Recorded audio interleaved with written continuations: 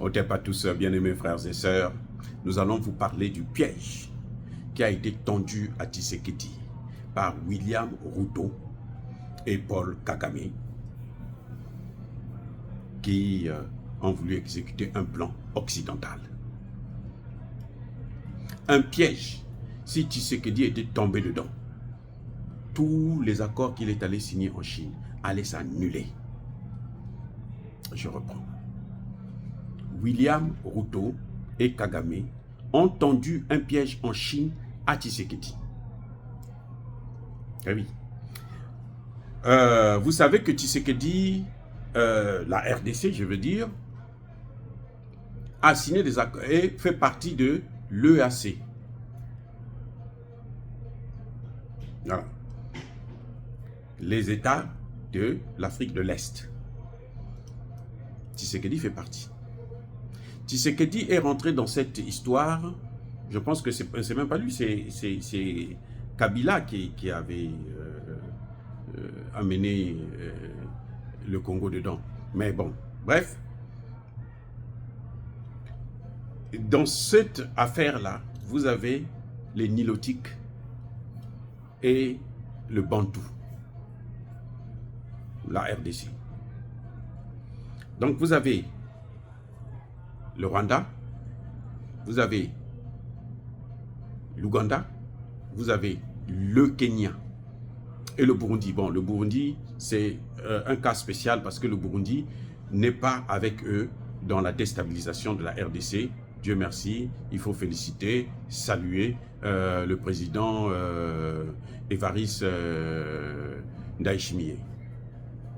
Mais les trois pays-là, ce sont des puissances occidentales en Afrique. Ah oui, dans tout le continent, ce sont des puissances occidentales.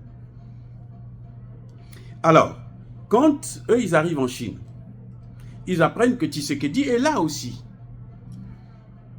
Tshisekedi a été reçu pendant plus de 2 heures par Xi Jinping en personne.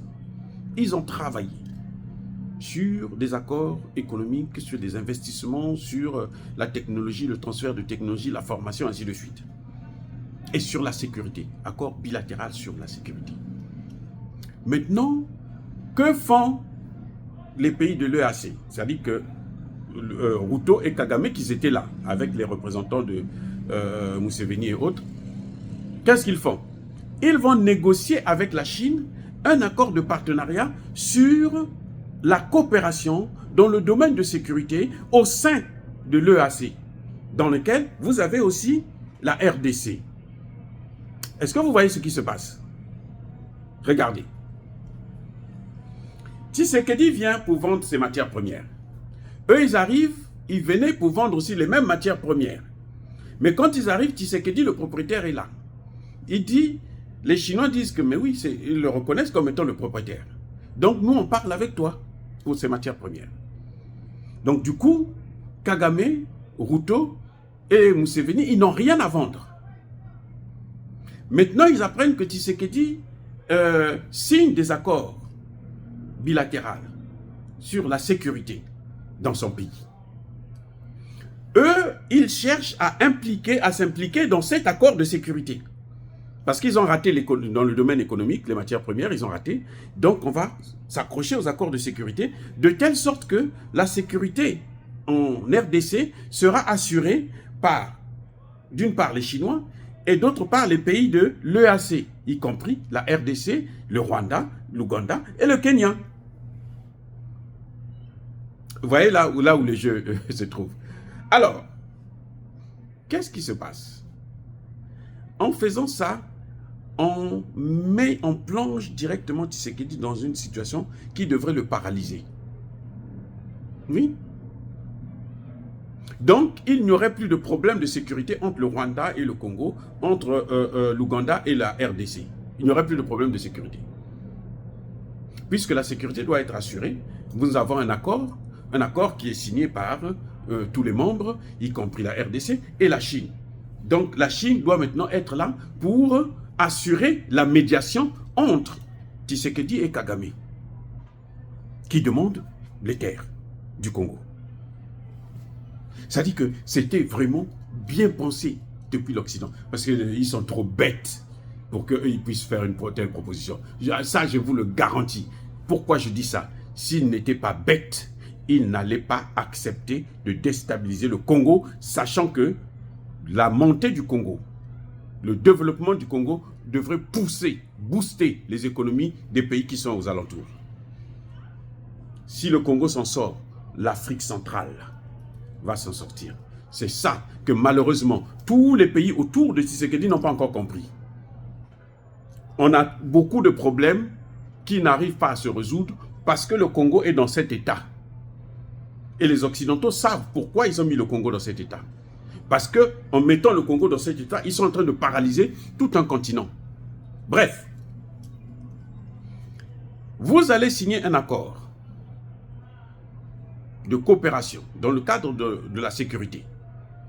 Et vous ne discutez pas ça avec tous les membres. Il y a un problème. Il y a un problème. C'est comme si, c'est comme si, vous voyez comment on a fait on a pris l'Afrique, on a mis dans le G20. Il y a quel pays qui a négocié? Non, aucun. Est-ce que les pays africains se sont assis pour demander, bon, nous on veut rentrer dans le G20, nous ceci, nous cela? Non. Mais est-ce que l'Afrique c'est un pays? Non, c'est un continent. Il y a plusieurs pays. Donc, et ces pays sont souverains. Donc, si vous voulez signer des accords, vous devrez d'abord vous concerter. Parce que les accords, c'est l'EAC, l'Organisation africaine, et la Chine. Donc, l'organisation africaine, tous les pays de l'organisation doivent se concerter d'abord avant de signer des accords avec la Chine. Ils sont allés signer des accords, solliciter, négocier des accords sans la RDC.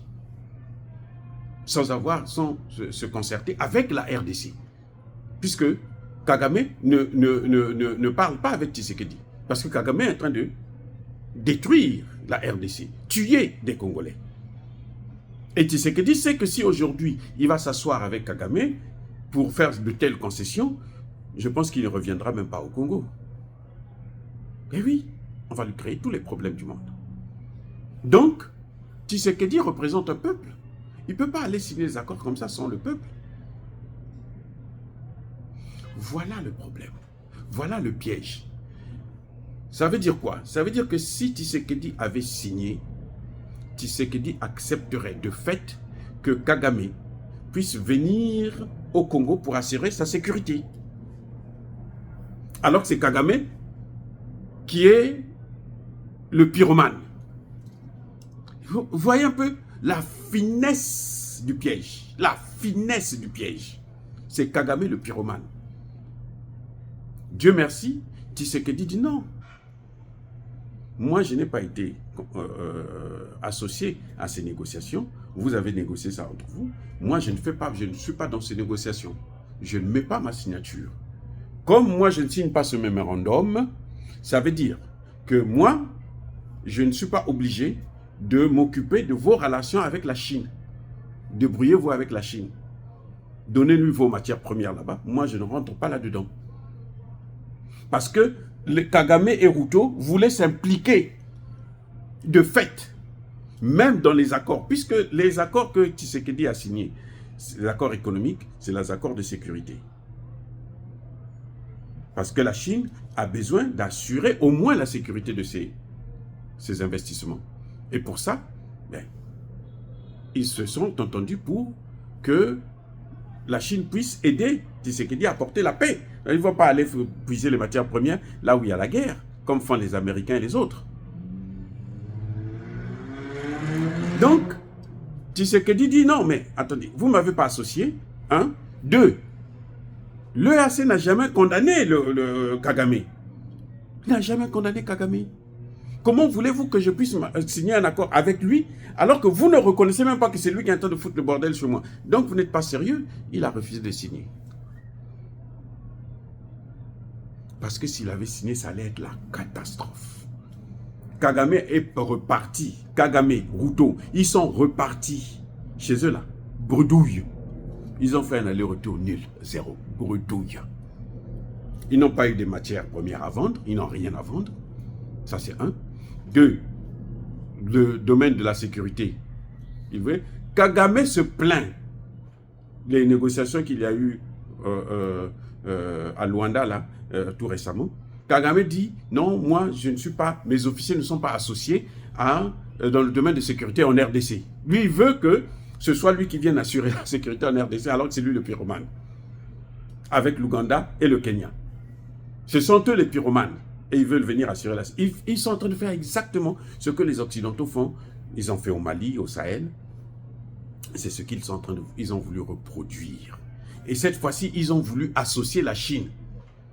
De telle sorte que s'il y a un problème, si Tshisekedi ne veut pas respecter, laisser Kagame rentrer en RDC, eh bien Kagame a le droit de saisir la Chine pour dire, mais écoutez, on a signé les accords, regardez l'un des signataires, il ne respecte pas les accords. Donc il faut le pousser à respecter ces accords.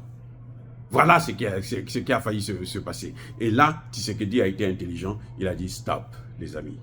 Vous avez assez fait maintenant, je ne rentre plus dans votre jeu. Allez-y, signez vos accords économiques et sécuritaires avec les Occidentaux. Moi, je signe des accords bilatéraux. Ça veut dire quoi?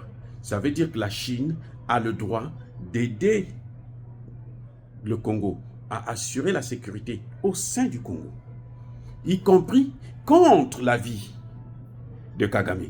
Si Kagame rentre au Congo, la Chine a le droit de le sortir de là par la force. Il a le droit d'intervenir militairement par la force. Oh mon Dieu. C'est-à-dire que ça a été, il faut avouer que Kagame et Ruto c'est-à-dire qu'ils avaient mis la barre très haute. Mais ils se sont cassés les dents, ils se sont cassés la figure et ils sont repartis la tête entre les cuisses, comme des pauvres mendiants. Dire cela, c'est inciter à la haine ou à la violence. Bravo, en tout cas, à Tshisekedi. Et j'espère que Tshisekedi va rester ferme dans cette position et arrêter de négocier avec Kagame jusqu'à ce que Kagame puisse sortir ces putains de soldats de merde sur le sol congolais. Il faut qu'il s'en aille. Parce que le Congo ne lui appartient pas. Ça, c'est clair et net. Ça ne se négocie pas. Soyez bénis, soyez abondamment bénis par le Dieu des Kémites et par nos ancêtres angélisés. Mais que tous ceux qui persécutent le continent africain, le pillent et le déstabilisent, qu'ils soient noirs, blancs, chinois, arabes, juifs, indiens, qui qu'ils soient punis, maudits, foudroyés, neutralisés, écrasés, effacés par le Dieu des Kémites et par nos ancêtres angélisés. Vive l'Afrique éternelle, j'ai dit et j'assume.